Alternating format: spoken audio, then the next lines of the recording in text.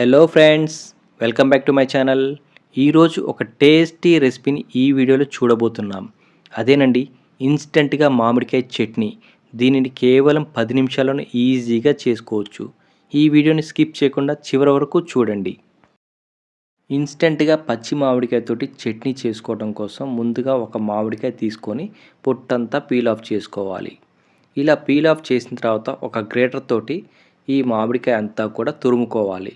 ఇలా తురుముకున్న తర్వాత వచ్చిన ఈ మామిడికాయ తురుము అంతా కూడా రెడీగా పక్కన పెట్టుకోండి. ఇప్పుడు స్టవ్ పైన ఒక ప్యాన్ పెట్టుకొని అందులో కొద్దిగా ఆయిల్ వేయండి.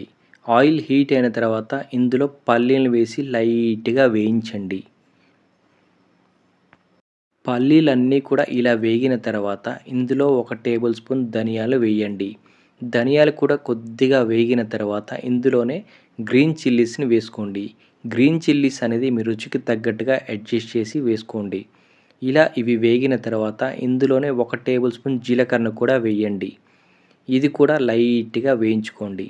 ఇలా వేయించుకున్న తర్వాత ఇవన్నీ చల్లగా అయ్యే వరకు ఒక 5 నుంచి 10 నిమిషాల పాటు ఆరబెట్టుకోండి. ఇప్పటి వరకు మా వీడియోని లైక్ చేయని వారుంటే లైక్ చేయండి. అలాగే మా ఛానల్ని సబ్స్క్రైబ్ చేయని వారుంటే సబ్స్క్రైబ్ కూడా చేయండి. ఇలా ఇవన్నీ ఆరిన తర్వాత ఒక మిక్సీ జార్ తీసుకొని అందులో వేయండి. ఇలా వేసుకున్న తర్వాత ముందుగా తురిమి పక్కన పెట్టుకున్న మామిడికాయ తురుము అంతా కూడా ఇందులో వేసుకోండి. ఈ మామిడికాయ తురుము అంతా కూడా ఇలా మిక్సీ జార్లో వేసుకొని గ్రైండ్ చేసుకోండి. లేదనుకుంటే డైరెక్ట్గా తాలింపులోనైనా వేసుకోవచ్చు. ఎలా చేసుకుంటారు అనేది మీ ఇష్టం. ఎలా చేసుకున్న ఈ చట్నీ అనేది చాలా బాగుంటుంది. ఒక్కసారి ట్రై చేయండి. మామిడికాయ తురుము అంతా వేసిన తర్వాత ఒకసారి లైట్గా గ్రైండ్ చేయండి. గ్రైండ్ చేసిన తర్వాత చట్నీ ఈ విధంగా రెడీ అవుతుంది. ఇలా రెడీ అయిన చట్నీలో ఒక 2 టేబుల్ స్పూన్ సాల్ట్ వేసుకోండి. సాల్ట్ మీ రుచికి తగ్గట్టుగా అడ్జస్ట్ చేసి వేసుకోండి. సాల్ట్ వేసిన తర్వాత మళ్ళీ ఒకసారి గ్రైండ్ చేయండి. ఇలా గ్రైండ్ చేసుకున్న తర్వాత ఇదంతా కూడా రెడీగా పక్కన పెట్టుకోండి. ఇప్పుడు స్టవ్ ఆన్ చేసి స్టవ్ పై ఒక ప్యాన్ పెట్టుకొని అందులో 2 టేబుల్ స్పూన్ ఆయిల్ వేసుకోండి. ఆయిల్ కూడా హీట్ అయిన తర్వాత ఇందులోనే కొద్దిగా ఎండుమిర్చి వేసుకోండి. అలాగే తాలింపు గింజలను కూడా వేసుకోండి. ఆవాలు, శనగపప్పు, మినప్పప్పు, అలాగే 1 టేబుల్ స్పూన్ జీలకర్రను కూడా వేసుకోండి.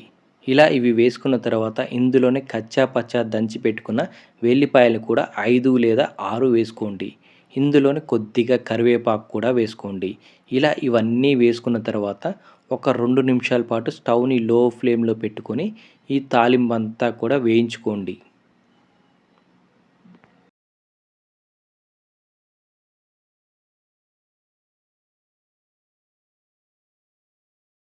తాలింపంతా ఇలా వేగిన తర్వాత ఇందులో 1 టేబుల్ స్పూన్ పసుపు, అలాగే కొద్దిగా ఇంగువను కూడా వేయండి.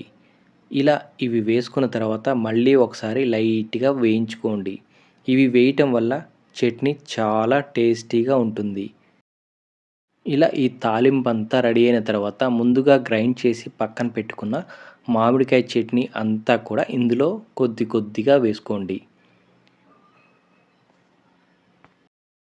ఇలాంటి మరెన్నో వెరైటీ వీడియోస్ మా ఛానల్లో ఉన్నాయి.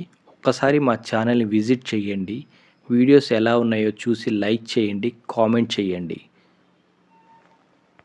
ఇలా తయారు చేసుకున్న ఈ మామిడికాయ చట్నీ కనీసం వారం రోజుల పాటు నిల్వ ఉంటుంది.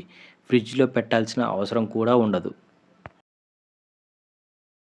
ఇలా గ్రైండ్ చేసిన మామిడికాయ చట్నీ అంతా కూడా ఇందులో వేసి బాగా ఒకసారి మిక్స్ చేయండి. ఇలా మిక్స్ చేయటం వల్ల తాలింపు అంతా కూడా చట్నీకి పడుతుంది. టేస్ట్ చాలా బాగుంటుంది. ఇలా ఒకసారి అంతా మిక్స్ చేసుకున్న తర్వాత ఒక 2 నిమిషాల పాటు స్టవ్ని లో ఫ్లేమ్లో ఉంచుకొని వేయించుకోండి. ఇలా చేయటం వల్ల పచ్చి వాసన పోతుంది. ఇంతేనండి, ఇన్స్టెంట్గా మామిడికాయ చట్నీ ఎలా తయారు చేసుకోవాలో చూసాం కదా. మీరు మీ ఇంట్లో ఒకసారి ట్రై చేయండి. ఎలా వచ్చిందో కామెంట్ బాక్స్లో కామెంట్ చేయండి. దీనిని ఇడ్లీ, దోశ, టిఫిన్స్లో కానీ వైట్ రైస్లో ఎలా తిన్నా టేస్ట్ మాత్రం చాలా బాగుంటుంది. ఒక్కసారి ఖచ్చితంగా ట్రై చేయండి.